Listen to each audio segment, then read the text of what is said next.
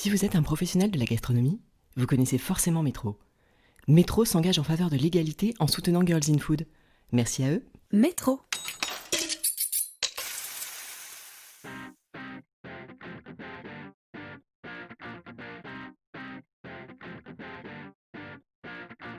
Directrice des 50 Best, le classement international des restaurants, Hélène Pietrini est l'une des figures majeures de la gastronomie mondiale. Si elle a le pouvoir de faire la pluie et le beau temps dans les restaurants, elle ne se prend pour autant pas trop au sérieux et reste avant tout une bonne vivante, émerveillée par le talent et la créativité des chefs qu'elle côtoie au quotidien. Fine observatrice des évolutions du secteur, dans les assiettes comme dans les brigades, mais aussi pragmatique et réaliste, elle nous livre les bonnes pratiques qu'elle a observées aux 4 coins du monde et nous raconte comment elle fait bouger les lignes à son niveau. Si cet épisode vous plaît, je vous invite à laisser 5 étoiles et un commentaire dans l'appli Apple Podcast. Vous êtes prêts à passer à table ? Je suis Adeline Glibota et voici le portrait d'Hélène Pietrini dans Girls in Food. Bonjour Hélène Pietrini. Bonjour. Est-ce que vous pouvez vous présenter ? Oui, je m'appelle Hélène Pietrini. Je vais avoir 48 ans dans quelques semaines et je suis la directrice de marque des 50 Best. Et je travaille entre Londres et Paris. Et ça fait maintenant 4 ans et demi. Petit retour en arrière. Quelle était la place de la cuisine dans votre famille quand vous étiez enfant ? Alors, si on démarre par cette question fondamentale, vous comprendrez que ça joue tous les jours sur mon humeur. C'est-à-dire que la cuisine a toujours été centrale avec ma grand-mère, ma mère et ma sœur. Et ça peut paraître rigolo, mais à chaque fois avec ma mère et ma grand-mère, c'était qu'est-ce qu'on mange. Donc dès le matin, il fallait savoir ce qu'on mange pour faire les courses, pour faire la cuisine. Et ça s'intégrait totalement dans chacune de nos vies. Et c'est resté très imprégné chez moi et ma sœur dans nos comportements maintenant comme femme, maman, au quotidien. Voilà, donc quand on se retrouve pour les fêtes de famille, c'est toujours mais alors, qu'est-ce qu'on mange ? Et est-ce qu'il y avait un plat du dimanche particulier ? Pas particulièrement. Ma mère cuisinait tout maison. On habitait en Bretagne, à Rennes. On allait au marché le samedi matin sur la place des Lys à Rennes. Et c'était tous les plats français classiques. Le gigot, le poulet rôti, voilà. Tous ces plats familiaux faits maison. Ok. Et toujours, quand vous étiez enfant, est-ce qu'il y avait un métier qui vous faisait rêver ? On était une famille de scientifiques, donc j'aurais dû être ingénieure, mais j'étais presque assez bonne en maths, on va dire ça comme ça. Et au dernier moment, j'ai bifurqué plus vers des études classiques de commerce. D'accord. Mais j'aurais rêvé à un moment être chimiste dans les parfums. Bon, il y a quand même un lien avec quelque part les odeurs, les goûts, l'essence. L'essence. Un petit peu, ouais. Et votre tout premier job, qu'est-ce que ça a été ? Ça peut être un job étudiant. Oui, j'ai fait des jobs étudiants. Après, mon premier job, ça a été assistante chef de produit dans des lessives, dans un très grand groupe industriel qui s'appelle Unilever. Ouais. Donc, c'était The Big Company. Écoutez, ça fait une belle transition pour retracer un peu votre parcours, parce que vous avez fait des études brillantes. Vous êtes diplômé de l'ESCP, donc vous êtes spécialisé en marketing. Donc vous avez commencé chez Unilever, donc c'est le parcours classique du jeune diplômé d'école de commerce. Ensuite, vous vous êtes un peu orienté vers la beauté, il me semble. Est-ce que vous pouvez nous en dire un peu plus ? J'ai fait des études classiques, prépa, école de commerce. Je rêvais de travailler dans le luxe parce que j'ai toujours aimé les belles choses et les bonnes choses. Ça, c'est vrai que depuis toujours, ça a toujours orienté mes choix, mes envies. J'ai fait des stages dans le luxe. Et puis finalement, quand on est jeune diplômé, qu'on postule, qu'on cherche un premier emploi, qu'on a besoin de travailler aussi et de gagner sa vie, j'ai atterri dans les lessives. hyper luxueux. Donc j'avais quand même toujours en tête la possibilité un jour de m'orienter vers un groupe plus de luxe. Et donc je suis rentrée chez Lancôme, tout simplement parce que je me suis fait chasser et que voilà, l'occasion s'est présentée. Et là je suis tombée dans la marmite de la cosmétique. Donc ça a été quand même une révélation parce que évidemment c'était quand même plus sexy que les lessives. Mais là beaucoup plus créatif. Il y avait un petit peu de scientifique puisque c'est quand même. Je travaillais dans les crèmes anti-âge. Je suis très très bonne sur les crèmes anti-âge. et voilà, plus créatif, plus artistique, hyper marketing. Donc j'étais persuadée d'avoir trouvé ma voie et que j'allais continuer des années et des années dans la cosmétique. C'est pour ça que je suis restée 5 ans, que j'ai continué chez Revlon ensuite quand j'ai suivi mon mari en Angleterre. Donc pour moi, il était hors de question que je change de voie. C'est marrant comme on est un peu têtu quand on est plus jeune. Voilà, et pourtant, vous êtes ensuite devenue directrice du marketing de Relais et Château. Alors, dites-nous en plus sur la transition entre les deux univers, donc la beauté et puis l'art de vivre, la gastronomie. Comment ça s'est passé ? La transition était plus une opportunité de carrière et de développement de compétences, pour être honnête. Et ça s'est passé quand je suis rentrée d'Angleterre. Donc après une première expatriation, quand mes enfants étaient tout petits aussi. Donc encore une démarche active de ma part pour trouver un job. Et le président de l'époque, Jaume Tapiès, cherchait quelqu'un qui n'avait pas de background hôtelier ou restaurateur et qui avait une expérience marketing globale, donc qui pouvait apporter un œil nouveau, une fraîcheur sur la marque Relais Château qui avait besoin d'être un peu dynamisée. Et il appelait cette marque comme une belle endormie. Donc ça c'est bien de tomber sur des gens qui arrivent à faire confiance à des profils qui ne sont pas des copier-coller, des gens qui travaillent déjà dans l'entreprise et qui pensent qu'ils vont apporter quelque chose de nouveau. Ça m'est arrivé plusieurs fois dans ma carrière et c'est quelque chose d'hyper important. Ouais, c'est chouette parce que c'est pas si courant. Non, c'est pas si courant. Dans les recrutements, souvent on veut la personne qui sait déjà faire exactement tout. Un profil rassurant, qui va faire le job, etc. Et puis en fait, on se rend compte qu'il n'y a rien qui se passe. Mais oui. Ok. Ouais, donc après, je vous cache pas que l'univers des restaurants et des hôtels, qui est un monde que j'affectionne plus personnellement, ça m'a attirée. Ouais. Mais j'avais là l'occasion, en rentrant chez Relais Château, d'avoir des responsabilités très larges sur toute la palette marketing, de direction de marque.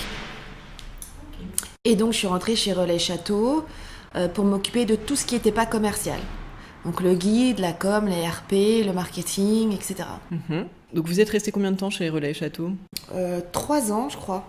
3 ans. D'accord. Est-ce que, entre le moment où vous êtes arrivé et votre départ, c'était quoi les principaux challenges que vous avez relevés ou en tout cas qui vous ont, fait évoluer Il y avait le challenge de s'intégrer dans ce milieu et de gagner la confiance et de construire une crédibilité auprès des chefs et des hôteliers.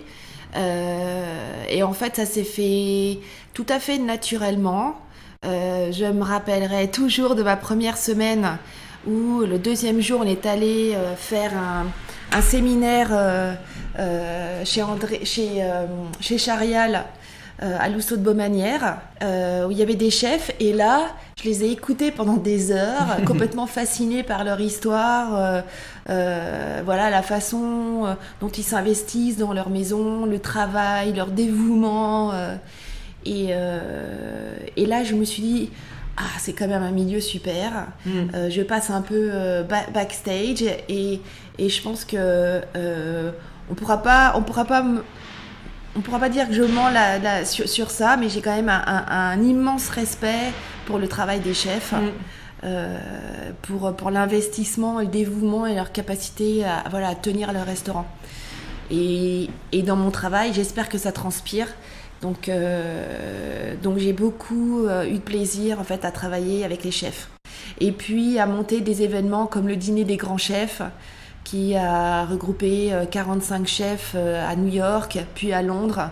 Et alors là, c'est des moments d'adrénaline où c'est des motivations, c'est des cerises sur le gâteau. Ouais. C'est un travail de dingue avec un aboutissement qui est hyper fort, où quand ça arrive, le temps s'arrête, l'événement se passe et on finit très tard dans la nuit. Après Relais et Château, donc vous avez été la directrice de publication du magazine 3 étoiles avant d'arriver chez 50 Best. Qu'est-ce que ça vous a appris ? En quoi c'est complémentaire de votre expérience chez Relais et Château, ce passage dans la presse en fait ?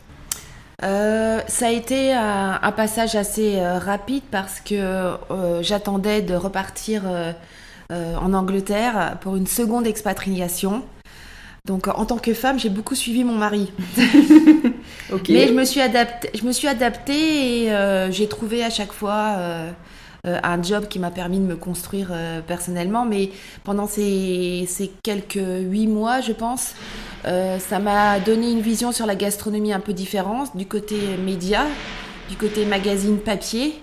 Où j'ai pu finalement, à partir d'une mission pour le propriétaire, diriger et produire 4 numéros.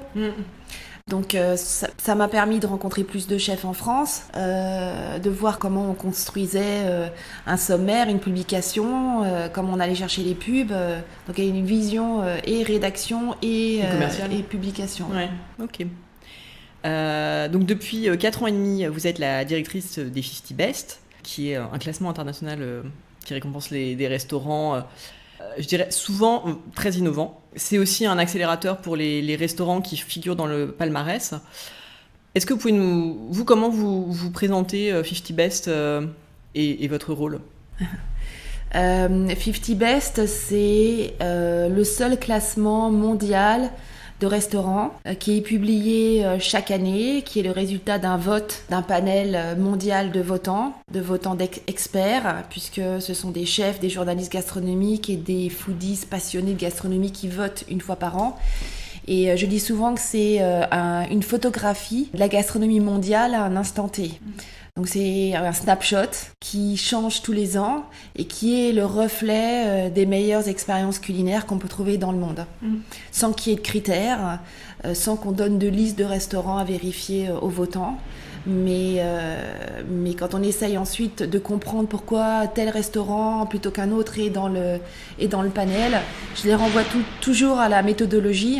Le résultat d'un vote, c'est le résultat aussi d'une méthodologie. Une méthodologie, c'est des choix et des partis pris. On aurait pu faire le vote d'une certaine façon ou d'une autre. C'est comme ça. Et tout s'explique souvent par la méthodologie. Ok. Et votre rôle dans l'organisation, quel est-il ? Mon rôle, quand je suis rentrée,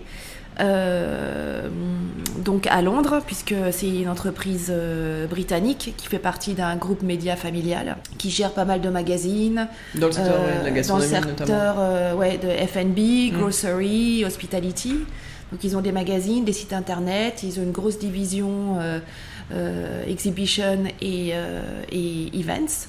Et puis ils ont 50 Best qui a été lancé en 2002 et qui petit à petit s'est développé au sein de l'équipe du magazine Restaurant et ensuite de façon indépendante. Et maintenant c'est une équipe qui est totalement indépendante. C'est la seule marque hyper internationale du groupe.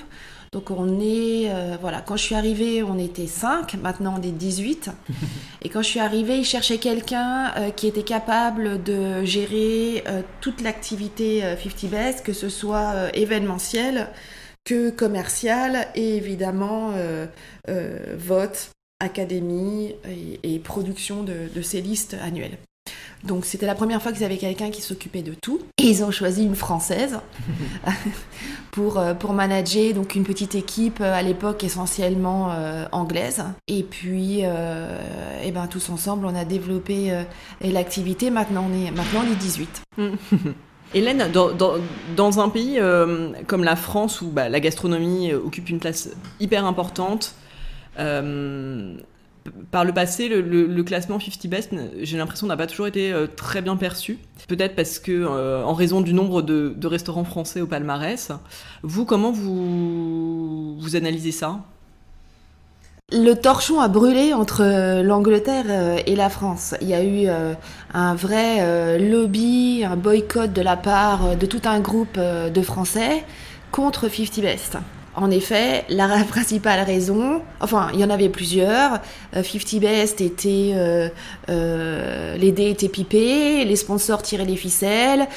C'était une entreprise britannique qui était contre la France, voilà, et les restaurants français étaient injustement mal représentés. Donc, quand je suis arrivée avec une liste de questions en leur disant. On est mal barré. Qu'est-ce qui se passe ? Maintenant que je suis passée de l'autre côté, je peux expliquer.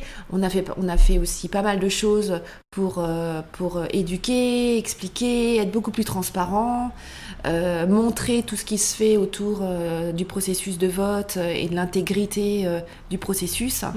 Et depuis, ça s'est beaucoup plus apaisé. On a une diplomatie avec les chefs français qui est beaucoup plus directe, transparente. Il y a beaucoup plus d'échanges. Et je ne me lasserai pas d'expliquer pour la 1000e fois comment ça marche. Mais oui, quand je suis arrivée, il n'y avait que 5 Français dans le classement. Donc 10%. Hein, quand même, mais certainement pas autant que les Français justifient ou estiment.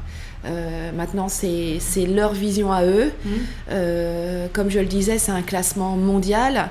J'ai 20 pays qui sont représentés dans ce classement, là où il y en a 50. Donc c'est vrai que beaucoup de pays ont la chance d'avoir un restaurant qui les représente. La France en a pas mal finalement. Oui. Et on a été obligé de partager quelques statistiques sur les votes pour les rassurer, parce que quand on regarde les votes, les statistiques, la France est le pays qui récupère le plus de votes. Donc si je classais des pays, la France serait largement numéro 1. Mais je classe des restaurants. Oui. Et comme la France a une diversité, aussi. Une richesse de restaurants qui est exceptionnelle, c'est vrai, beaucoup de restaurants reçoivent des votes, et les votes ne sont pas extrêmement concentrés sur un petit nombre de restaurants, et je publie que le top du top. Oui. Donc la méthodologie dessert un petit peu la France. Il faut l'admettre. Mais on publie maintenant le top 100 et on a lancé 50 Best Discovery l'année dernière, qui est la liste non classée de tous les restaurants qui reçoivent des votes. Donc là, quand un passionné de gastronomie, un bon gourmet regarde notre site, il a suffisamment d'options et de choix proposés par 50 Best en France. C'est des recommandations d'experts en fait, c'est ça. Non, c'est des votes, c'est des restaurants qui sont votés. Non, mais je veux dire, du coup, pour un passionné qui irait voir cette liste, c'est une super cartographie aussi. Même si le restaurant n'est pas dans le palmarès final, il peut. Un passionné peut piocher dans la liste. Je pense que c'est des restaurants qui sont. Bah oui, 50, c'est pas assez. Non, bien sûr. On le sait bien, 50. C'est pas assez quand on est passionné de gastronomie. Dans le monde, il y a des centaines et des milliers de restaurants qui valent le coup. Hélène, depuis que vous êtes chez 50 Best, vous avez impulsé pas mal d'évolutions, notamment en termes d'inclusivité, de développement durable. Comment vous percevez, vous, la maturité du secteur de la gastronomie, de la restauration par rapport à ces questions ? Alors nous, forcément, on est le podcast est un podcast français ou francophone en tout cas.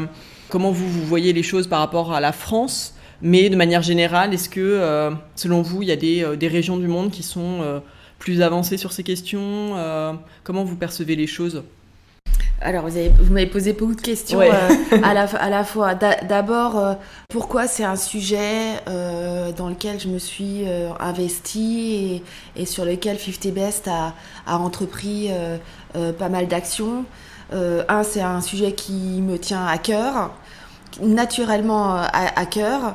Et dans la gastronomie et chez 50 Best, on avait le prix de la meilleure femme chef, qui était un prix très controversé, mais qui générait une couverture médiatique incroyable. Quand je suis arrivée, Hélène Darroze venait de le recevoir. Le sponsor nous a quittés et on s'est dit mais qu'est-ce qu'on fait de ce prix-là? Et il y avait une tendance, il y avait des gens qui critiquaient ce prix en disant on récompense pas quelqu'un parce que c'est une femme. Et je sais pas pourquoi, parce que je me disais ouais mais ce prix-là il a quand même une puissance, une force qui au final est beaucoup plus positive que négative.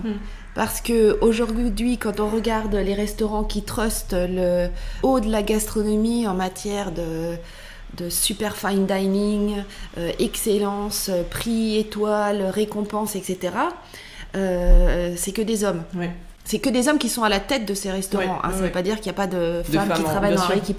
Mais disons qu'on peut avoir une vision tout d'un coup de photos de classe en disant waouh, elles sont où? Et quand on dit elles sont où, alors qu'on sait qu'elles sont là, elles sont pas bien représentées, elles sont pas forcément bien traitées, elles sont pas mises en valeur, elles se donnent pas les moyens. Après, il faut regarder ce qu'on a comme outil pour leur donner cette visibilité, cette part de voix. Et nous, en tant que 50 Best, on peut pas régler tous les problèmes, mais on avait quand même ce prix qui générait une couverture qui était quand même incroyable. Après le numéro 1, c'était la meilleure femme chef. Donc est-ce qu'il faut s'offusquer d'être étiquetée femme et se priver de cette couverture médiatique dont les femmes ont tant besoin? Moi, j'ai dit que non. Donc on a pris la décision de garder ce prix. Et ce prix, même après Hélène Darroze, a explosé. C'est-à-dire qu'il génère énormément de débats et le débat est positif. Il génère énormément d'interviews de ces femmes qui sont des modèles et le résultat est positif. Ça ne peut que motiver d'autres femmes. Donc on a continué ce prix. Et on a eu Dominique Rennes, Anna Ross, Claire Smith, Daniela Soto-Innes qui sont toutes des femmes qui inspirent, qui motivent et qui montrent quand même qu'on peut arriver à grimper et à avoir une place au sommet avec tout le monde. Après, il fallait pas faire que ça. C'est-à-dire qu'on avait une palette d'autres initiatives qu'on devait aussi initier. Parce que j'écoutais quand même ce qu'elle disait. Évidemment, quant à la couverture médiatique et toutes les interviews qu'elle pouvait avoir avec ce prix commençaient toujours alors qu'est-ce que c'est d'être une femme chef? Et comme à chaque fois qu'on les rencontre dans les événements, on faisait des réunions avec ces femmes chefs, elle nous disait voilà Hélène, on en a marre, vraiment, est-ce qu'ils peuvent nous poser d'autres questions? Et donc il faut aussi éduquer les journalistes pour, on parle des problèmes, on parle ce que c'est d'être une femme dans ce milieu-là, mais il faut aussi qu'on parle de leur cuisine, de leur passion, de la façon dont elles managent leurs équipes, de leurs projets, etc. Donc on a vraiment un rôle chacune, là où on est, pour les aider. Et on a fait plein d'autres choses. On a fait des réunions avec ces femmes chefs à chaque fois quand on a fait nos événements et nos remises de prix. On s'est rendu compte qu'elles se réunissaient peu entre elles et que quand on fait un World 50 Best et qu'on les met toutes ensemble autour d'une table, on se rend compte que la chef d'Argentine connaît pas bien la chef slovène, qu'elles se sont croisées dans des événements mais qu'elles n'ont jamais eu ce moment un peu qualitatif de discussion et d'échange. Donc ça a été des moments assez émouvants, riches, constructifs. Souvent, pour l'anecdote, moi, quand on produit et que l'équipe 50 produit un événement comme ça, on est sur les nerfs, on dort pas beaucoup. Souvent, il avait lieu le matin même de la cérémonie, donc j'arrivais à 9h avec des cernes jusque-là. 1h30 de discussion avec ces femmes chefs, je repartais, mais comme si j'avais pris 3 tonnes de vitamine C. Donc, pour l'anecdote, en plus, c'est des moments qui vous redonnent un coup de boost. Ouais. Vous êtes prêts à grimper l'Everest en une journée. Donc, on a fait ces rencontres. On a commencé à écrire et publier énormément d'articles. On a créé une campagne qui s'appelle 50-50 is the new 50. Ouais. Avec un ton et un état d'esprit qui est de promouvoir l'équilibre entre les hommes et les femmes. On n'est pas dans la stigmatisation, on n'est pas dans l'opposition ou la confrontation. On fait hyper attention en donnant cette visibilité aux femmes sans les opposer aux hommes. Et c'est personnel aussi. Et c'est ce que nous rapportent les femmes chefs qui gravitent dans les événements 50 Best et qui sont présentes sur nos listes ou qui participent à nos conférences. Elles ont envie qu'il y ait une harmonie, c'est travailler ensemble, c'est arriver à construire et à progresser et à faire bouger les choses vers une meilleure culture en cuisine. Ouais. Voilà. Après, pour finir, il y a eu des décisions qu'on a prises chez 50 Best qui ont été la parité, et une parité maintenant qui devait être la première chose à laquelle on allait penser au lieu de s'en rendre compte après, une fois qu'on avait fait la bourde.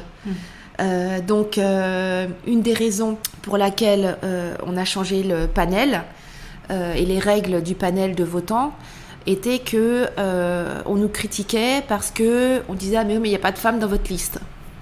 Il n'y a pas de femmes dans la liste. Alors d'abord on classe des restaurants, mais si on regarde en effet ceux qui sont à la tête de ces restaurants, c'est vrai qu'on en avait 4-5 et que ça changeait pas beaucoup et qu'on voyait pas les nouvelles femmes arriver. Donc on a pris la décision dans le panel de votants d'imposer la parité 50-50 entre les votants femmes et les votants hommes. Après, ils sont libres de voter pour des restaurants qui sont tenus par des hommes ou par des femmes, des restaurants dont les équipes sont plus féminines que d'autres.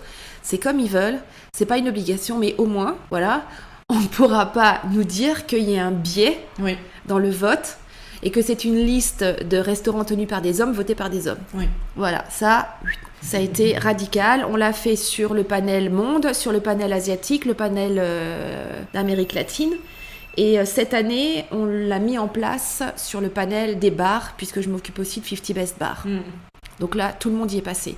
On a mis la parité aussi sur les académies de chair, qui sont les directeurs des panels. Et puis au sein de l'équipe 50 Best, de toute façon, on était déjà une large majorité de femmes. Ok, ça c'était une de mes questions par la suite, mais c'est du coup vous y avez répondu, c'est très bien. Oui, chez 50 Best, oui, en ce moment il y a plus de femmes que d'hommes. Mais on n'a pas eu besoin de faire beaucoup d'efforts, c'est venu tout naturellement. On est maintenant une équipe beaucoup plus internationale. Il y a une Canadienne, une Italienne, une personne d'Afrique du Sud, un Portugais, un Espagnol, quelques Britanniques, une Française. Et vous qui avez une vision globale, voire même mondiale de la restauration, comment vous envisagez la maturité du secteur par rapport à ces questions d'intégration des femmes, notamment ? Alors j'ai la chance d'avoir une vision pas que française mais beaucoup plus globale parce qu'on fait des événements dans le monde entier, qu'on a un 50 Best en Amérique latine et un 50 Best en Asie, donc ça m'a donné l'occasion de rencontrer beaucoup de femmes chefs. Alors c'est pas une vision totalement objective mais le résultat de quelques années de voyage. Et moi je me rends compte qu'il y a certaines régions du monde où les femmes chefs sont beaucoup plus visibles, décomplexées. C'est des ambassadrices, c'est des militantes assez positives et écoutées. En Amérique latine, il y a des femmes comme Leonor Espinosa en Colombie, Pia León, la femme de Virgilio Martinez au Pérou, Elena Rizzo au Brésil, Narda Lopez en Argentine.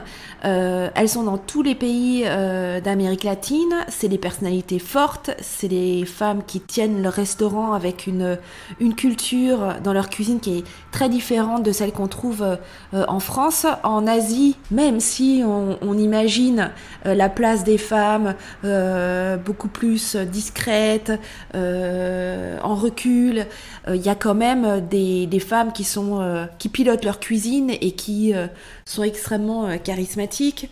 Mei Chao, qui est la reine du bao à Hong Kong, Garima Arora, qui c'est une indienne hyper jeune qui est basée à Bangkok, Margarita Forés, qui est aux Philippines, des fortes personnalités. Et je me dis qu'en France, On est peut-être vraiment parmi les derniers de la classe en matière d'intégration des femmes, en matière de modernité au sein des cuisines, la culture, le management, la façon de travailler ensemble. On a un modèle qui est quand même extrêmement rigide, hiérarchique, cassant, et on aurait beaucoup à apprendre de ces femmes et de certains hommes qui travaillent avec ces femmes, qui ont de façon plus pragmatique, plus empirique,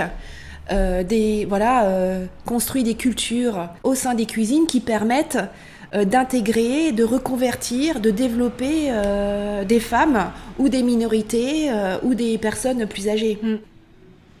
C'est super intéressant, effectivement, de voir que le système français, on a l'impression en France que ça donne c'est le sommet de la gastronomie, mais effectivement il y a d'autres modèles de management, de gestion d'une cuisine que la brigade traditionnelle, et on peut se rendre compte que ça fonctionne très bien, et donc on aurait effectivement à apprendre de ces expériences-là. Oui, il ne faut pas tout critiquer. Ce système, cette organisation a permis à la gastronomie française d'atteindre des niveaux d'excellence qui permettent de faire rayonner la gastronomie dans le monde entier. Il ne faut pas non plus tout critiquer, mais il y a des alternatives, il y a d'autres modèles, et il faut avoir un minimum d'humilité pour reconnaître qu'en dehors de nos frontières, il y a des sources d'inspiration, il y a des gens qui peuvent donner de bons conseils et qui peuvent nous faire avancer dans des domaines où on est moins bon. Oui. Et le management au sein dans les cuisines, on va pas se cacher, c'est quand même sous le feu des projecteurs médiatiques en ce moment. Oui. Faut qu'on se bouge un petit peu pour faire avancer les choses.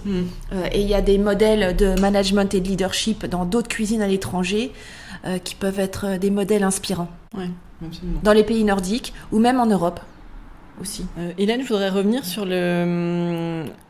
sur un événement majeur qui a frappé le monde, et notamment la restauration récemment, qui est la crise du Covid, avec ses conséquences sanitaires terribles, et ses conséquences économiques également, notamment pour le secteur de la restauration qui est particulièrement sinistré.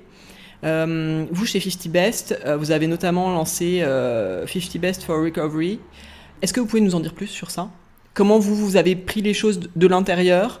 Vous qui travaillez au quotidien avec des chefs et des restaurateurs, quelle a été votre vision des choses et comment vous êtes arrivé avec un projet ? Le projet 50 Best for Recovery est un projet qu'on a développé hyper vite au moment où on a dû annuler nos événements physiques, et notamment la remise des prix des World 50 Best 2020 qui était prévue en juin dernier. Donc à partir du moment où on ne pouvait plus organiser d'événements, de rassembler les chefs et de faire business as usual, on s'est dit, on a aussi pris la décision de ne pas publier la liste des meilleurs restaurants du monde, même si elle était prête, même si les chefs qui étaient sur la liste avaient été notifiés qu'ils étaient sur la liste, sans connaître leur classement évidemment. On a dit, dans ces conditions, quand les restaurants sont en train de fermer, à l'époque, c'était quand même en avril-mai. On s'est dit, il y en a qui vont fermer, il y en a qui vont déposer le bilan, il y a des équipes entières qui vont être mises au chômage. On ne peut pas raisonnablement célébrer un classement des meilleurs restaurants du monde. Parce que là, il n'y en a pas un qui est meilleur que l'autre, et c'est qu'ils sont tous égaux devant la crise et qu'ils se prennent cette espèce de tsunami en pleine tête. Donc on s'est dit, c'est pas le moment de faire ça. On a une autre responsabilité, on a un autre rôle à jouer. 50 Best, c'est une liste, mais c'est aussi une plateforme médiatique, une part de voix dans l'industrie. Et donc on a décidé de changer notre fusil d'épaule et de soutenir les restaurants. Donc on a mis en place ce projet de solidarité et de soutien qui avait trois piliers. Le premier était de mettre à disposition un échange d'informations utiles, d'exemples, parce que comme on est mondial, on a la possibilité de savoir ce qui se passe aux quatre coins du monde, et souvent c'est hyper utile de savoir ce que certaines personnes ont eu comme idée dans certains pays qui sont applicables dans un autre. C'est ça peut être duplicable ou adaptable ailleurs. Exactement. Ensuite, soutenir les restaurants, il y avait quand même un énorme problème financier. Donc on s'est dit, on va lever des fonds. Et donc on a organisé des enchères qui ont eu lieu début juillet, qui nous a permis de lever plus d'1,5 million, qu'on a ensuite redistribué aux restaurants. Là, c'est fait. L'argent est rentré, 100% est ressorti. Et ils ont eu des subventions jusqu'à $5 000 par restaurant ou bar qui remplissaient certains critères, donc des restaurants indépendants qui avaient besoin d'une aide financière.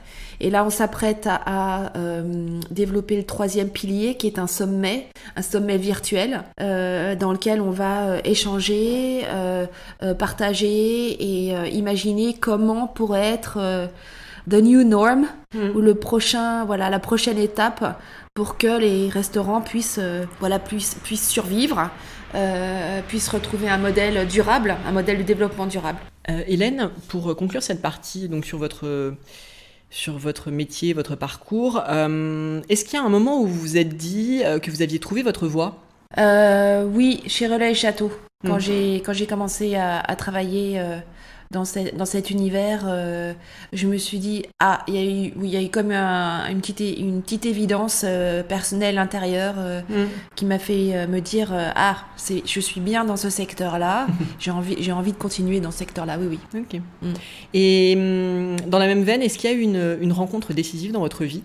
Alors, quand vous m'avez posé la question, là, je me suis dit que c'était pas vraiment une rencontre, mais quand je suis passée de Relais Château à 50 Best, je connaissais pas bien 50 Best, et quand je lisais tous les articles, je pouvais pas en avoir une image super positive en tant que Française. Mais après 4 ans chez 50 Best, il y a eu quand même une prise de conscience qui est hyper importante et qui a beaucoup structuré la façon dont je travaille et la façon dont je mène les projets. C'est cette ouverture sur le monde, en fait, que j'ai depuis toujours eu dans mes différents jobs, parce que j'ai toujours travaillé à l'international avec différentes cultures. Quand j'étais chez Lancôme, je travaillais avec des Japonais et des Américains et les labos et les filiales de ces différents continents. Et là, de la même façon, quand je suis arrivée chez 50 Best, tout d'un coup, le monde de la gastronomie, waouh, c'était le monde entier. C'est-à-dire qu'avant, j'avais une vision quand même très concentrique, où le centre de la gastronomie était la France. Et tout d'un coup, chez 50 Best, il n'y avait pas cette vision. Il y avait toutes les régions du monde sont égales. Ça sont sur le même plan. Le monde n'a pas de frontières. Il y a des cuisines qui sont beaucoup plus jeunes, mais hyper innovantes, qui inventent des modèles, des expériences qui sont tout aussi intéressantes et qui attirent les foodies du monde entier. Et que c'est comme ça que maintenant le monde de la gastronomie fonctionne. Il n'y a pas une hégémonie, il n'y a pas de supériorité d'une cuisine sur une autre.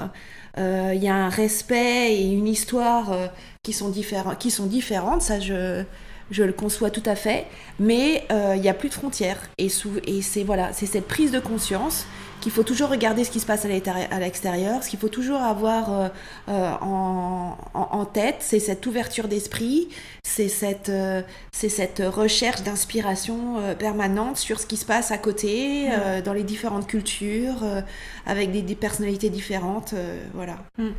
Et c'est souvent des rencontres avec des étrangers qui m'ont marqué plus que d'autres. Des chefs de différentes cultures, différents pays, tout au long de ces dernières années. Hélène, on va passer à la deuxième partie de l'interview qui est consacrée à la place des femmes dans le monde de la gastronomie. J'ai commencé par la question rituelle qui est est-ce que selon vous le fait d'être une femme a eu une incidence sur votre parcours professionnel d'une manière ou d'une autre, en positif comme en négatif ? Alors c'est une question personnelle. Personnellement, je me dis jamais je suis une femme ou je suis pas un homme. Je m'entends aussi bien avec les deux et j'y pense pas souvent. Et j'ai une personnalité assez énergique qui fait que je peux être un peu... je peux rigoler avec des hommes comme des hommes et être hyper à l'aise et direct. Ça n'a jamais été vraiment un sujet pour vous, je comprends Non, bien. ça n'a jamais été un avantage comme un inconvénient. Okay. Personnellement, j'y pense pas beaucoup. Donc Hélène, vous nous avez dit plus tôt dans l'interview qu'il y avait il y avait beaucoup de femmes chez 50 Best, même un peu plus que d'hommes, et que également dans le collège des votants, c'était une parité strictement respectée. J'aimerais bien avoir votre regard sur la place des femmes dans le monde de la gastronomie. Comment, selon vous, est-ce que ça évolue ces dernières années ? Elles sont dans la gastronomie, elles sont pas assez visibles, elles sont pas assez écoutées. J'aimerais qu'il y ait beaucoup plus de visibilité sur ces femmes chefs. Elles trustent pas la haute gastronomie, les prix, les étoiles et les classements. C'est pas un but en soi, mais il faudrait qu'elles aient plus de visibilité, qu'on leur donne la possibilité de s'exprimer, qu'il y ait un vrai changement dans les cuisines pour qu'elles aient autant de chance, qu'elles soient respectées et qu'elles puissent se développer pleinement et pas être bloquées à un moment. Oui, donc le travail reste à faire quand même. Il y a un énorme travail à faire. On a besoin d'ambassadrices, on a besoin d'énergie, on a besoin de positivité, de positif, on a besoin d'initiatives, on a besoin de projets. Il faut que ce soit concret. Et moi, je crois beaucoup à cette force motrice que certaines femmes peuvent impulser et afin d'emmener les autres qui peut-être ont pas la confiance en elles, ont pas la possibilité ou savent pas comment faire. Mais il faut qu'il y ait quand même un mouvement positif, pas un militantisme qui oppose, mais un mouvement positif qui intègre les hommes et les femmes et qui aide à changer les cultures dans les cuisines. Je voudrais revenir sur un événement qui s'est produit lors d'une précédente édition de 50 Best. C'est un peu incontournable, enfin on peut pas le passer sous silence. Un chef assez célèbre avait tenu des propos assez contestables sur les femmes à la tribune. Sans revenir dessus, je me posais la question de la manière dont ça vous avez permis de faire évoluer les 50 Best. On avait fait évoluer le 50 Best déjà depuis un bon bout de temps. Toutes les initiatives dont je vous ai parlé, la parité du panel de votants, la parité sur les sujets qu'on aborde, sur les intervenants, ça avait déjà été initié. Le prix de la femme chef, la façon dont on en parle, la façon dont on parle des femmes chefs sur notre plateforme, ça avait déjà été initié. Et puis cet événement arrive à Paris, au musée du Quai Branly. Je m'y étais investie, vous imaginez, premier événement 50 Best en France, fallait pas se louper. On avait travaillé sur le line-up de chefs. Quand on travaille sur un line-up, on fait hyper attention aussi d'avoir un minimum de femmes. C'est un rappel à l'esprit systématique. L'équipe est briefée pour qu'à chaque fois qu'on fasse quelque chose, on se pose les bonnes questions en amont et on se dise attention, est-ce que les femmes sont bien représentées ? Est-ce qu'on a fait attention à la parité ? Est-ce qu'on a bien représenté tout le monde ? C'est pas que les femmes d'ailleurs, on fait attention aux différentes régions du monde, au type de cuisine. On essaye d'être le plus diversifié possible, mais on fait un effort supplémentaire quand même pour les femmes, pour qu'il y ait une parité homme-femme. Et pour cet événement, on avait fait attention parce que on avait. Mais sur le sujet, c'est vrai que sur scène, il nous en manquait une. Donc on avait Manu Boufara qui était venue du Brésil, qui est une femme chef hyper engagée. Très charismatique, qui avait des messages très forts à faire passer aux Français. On avait aussi Dan Barber, donc des US, qui a un chef hyper emblématique, très inspirant pour beaucoup de chefs en France. On avait Mauro Colagreco qui était le nouveau numéro 1. Et puis j'avais voulu, pour le premier événement 50 Best en France, faire monter sur scène tous les restaurants français qui étaient sur la liste. 5, tenus par 5 hommes. 5 hommes chefs. Et puis je voulais les faire débattre sur l'avenir de la gastronomie. Donc je les ai fait monter sur scène. Sauf que je me suis pas représenté visuellement ce que ça pouvait donner à l'instant T si on fait pause pendant cet événement avec l'animateur qui était un homme. Et là, quand on fait pause à ce moment-là, ça vous arrive comme une baffe dans la figure, et on se dit, ah bah oui, il n'y a pas de femmes. Alors oui, il y en avait plein partout, mais là, à cet instant T, il n'y en avait pas. Donc on s'est pris la question du journaliste, 50 Best, vous faites plein de trucs, mais là, à cet instant T-là, pause, il n'y avait pas de femmes. Et là, je me suis dit, plus jamais, je me ferais avoir bêtement, alors que toutes les intentions étaient bonnes, mais qu'à cet instant T-là, hop, on se prend le pied dans le tapis et on se dit merde. Alors, il se trouve que quand la question a été posée, le chef en question a répondu longuement, une énormité, qu'il regrette, qu'il n'aurait jamais dû s'exprimer comme ça. Mais bon, c'est arrivé. Ceci dit, il y a un moment, ça met sur la table une énormité aussi, qui est qu'en France, on n'est pas très avancé sur ce débat-là. En termes d'échange d'idées, d'initiatives, de projets, on n'en est que à une prise de conscience, voilà, qui n'est pas encore forte, qui n'a pas donné, qui n'a pas donné lieu et place à des initiatives qui se mettent en place. Ça commence, il y a plein de gens qui s'activent. Il y a plein de gens qui s'activent, mais toujours mieux, plus fort, c'est ce dont on a besoin là. Vous-même, au sein des 50 Best, donc vous avez impulsé pas mal d'évolutions sur la place des femmes.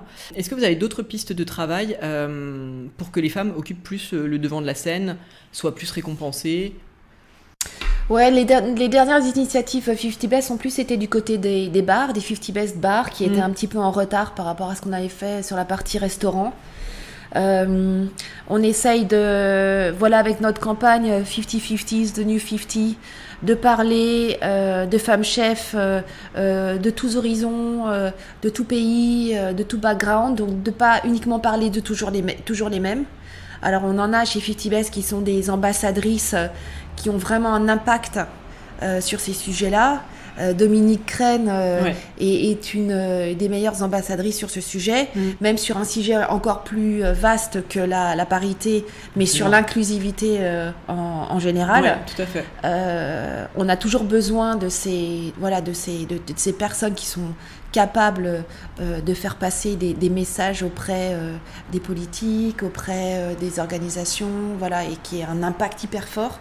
Mais après, il y a beaucoup de femmes très diverses, partout dans le monde, qui ont besoin aussi d'avoir leur part de voix, leur moment de visibilité. Donc on essaye de varier beaucoup plus. Là, on a parlé de Nadjat, du restaurant Nour, qui est au Maroc.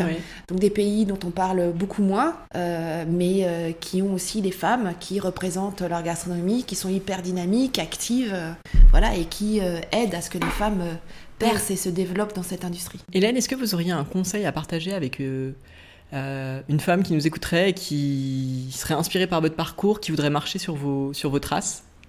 Alors moi, je ne suis pas chef, je travaille au milieu des chefs. Je suis plus business, marketing, développement de marques et de projets. Mais ma façon de travailler ou de manager des équipes, c'est l'agnac, donc l'énergie et la détermination, plus communément. Être toujours positif, ne pas être dans le name and shame, mais être positif et constructif. Et ensuite, avoir confiance en soi et aller de l'avant, toujours aller de l'avant. De ne pas être tout le temps en train de regarder le problème, mais de toujours chercher la solution. Et on a besoin de trouver des solutions, de proposer des solutions, de mettre en action des solutions. Et en tout cas, moi, c'est une énergie qui ne faiblit pas et qui m'anime tous les jours. Ah bon ? Oui. Hélène, pour finir sur ce sujet, est-ce qu'il y a des femmes qui ont particulièrement compté dans votre parcours, des femmes avec qui vous avez pu travailler, qui vous ont inspiré de loin, que ce soit des femmes du quotidien ou des femmes très connues dans la gastronomie ou ailleurs ? Il y a certaines femmes chefs dans le monde entier qui m'inspirent ou qui me boostent. Des femmes comme Anna Rose, Dominique Crène, Narda Lopez, Carolina Bazan au Chili. C'est des très fortes personnalités ou Daniela Soto-Innes à New York, qui a 28 ans, qui a un leadership et un style de management qui pourrait inspirer les grandes entreprises. Ça, c'est des femmes qui me motivent et qui me donnent envie de continuer dans mon domaine à moi, mais qui puissent faire avancer cette cause. Après, en France, Estherelle Payani et Vérane Fedriani sont des féministes qui sont vraiment déterminées à aider les femmes chefs et avec qui j'aime beaucoup débattre. Débattre d'idées, échanger, se challenger. Elles sont hyper concrètes. Ouais, elles font bouger les choses. Et ça, c'est un état d'esprit que j'aime bien. Hélène, on va passer à la dernière partie de l'interview qui est le questionnaire Girls in Food. Des questions pour mieux vous connaître. Est-ce que vous avez un coup de cœur food récent que vous souhaiteriez partager avec nous ? Alors, hier soir, je suis allée manger chez Bruno Verjus à table. Il a fait une ventrèche de thon, mais hallucinante. Ça date d'hier. C'est votre tout dernier coup de cœur, il est donc très récent.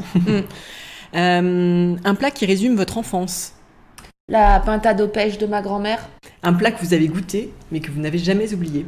Oui, c'est mon premier souvenir gastronomique quand on remontait en voiture du ski avec mes parents et on s'arrêtait chez Greuze à Tournus et il faisait à l'époque un gratin dauphinois de dingue avec un petit flan aux tomates et des côtelettes d'agneau et un sabayon aux framboises. C'est assez simple, c'est très classique, mais je m'en souviens comme si c'était hier. Est-ce qu'il y a un aliment que vous détestez ? La honte, le plateau de fromage. Vous faites partie de ces gens qui n'aiment pas le fromage. Ouais, faut pas le dire. Est-ce qu'il y a un produit que vous avez toujours au frigo ou le dans beurre. votre cuisine ? Ah, le beurre. J'ai toujours entre 6 et 10 plaquettes de beurre dans mon frigo. Je cuisine au beurre, j'ai été élevée au beurre et à la crème. En Bretagne. En Bretagne. Quelle est votre recette fétiche, celle que vous faites tout le temps, même si c'est quelque chose de très simple ?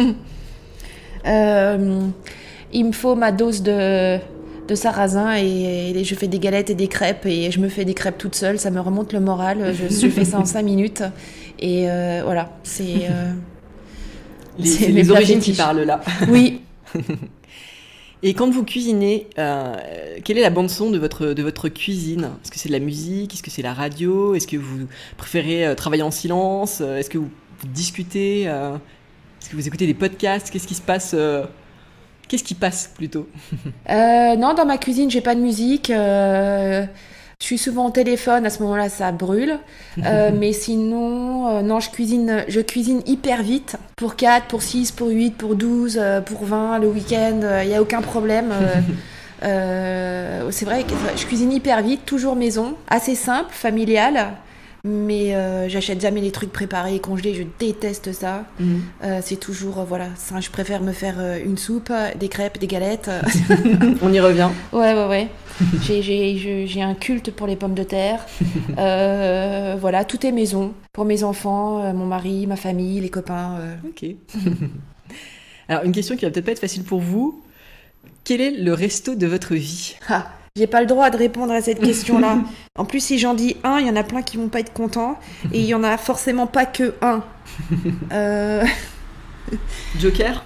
Ah non, je peux quand même vous en dire quelques-uns. Allez. Et puis comme ça, je vais pas dire des Français. Ah, pas de jaloux. Ouais, enfin, je vais dire un Français quand même. Paul Perret, Ultraviolet à Shanghai. Ah. Ça, c'est quand même une expérience de dingue. Et pas que dans l'expérience multisensorielle où il vous en met plein la vue et plein les sens, mais les plats qu'il cuisine, de son cabillaud qui cuit dans un bloc de cire jusqu'à la peau du canard au coca. C'est une expérience culinaire de dingue.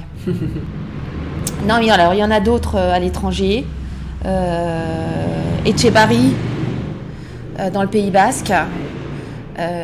Le roi du grill. Ouais. Ça, c'est une expérience simple, totalement en dehors des codes de la haute gastronomie, dont les produits sont incroyables du coin, mais voilà. Et puis la personnalité du chef Victor est incroyable. Il est investi par son métier, il vit dans sa cuisine et son grill. C'est en plus des techniques qui sont assez loin de ce qu'on connaît en France. Oui. Et moi, je trouve que c'est doublement nourrissant. Est-ce qu'il y a un restaurant que vous donneriez cher pour tester ?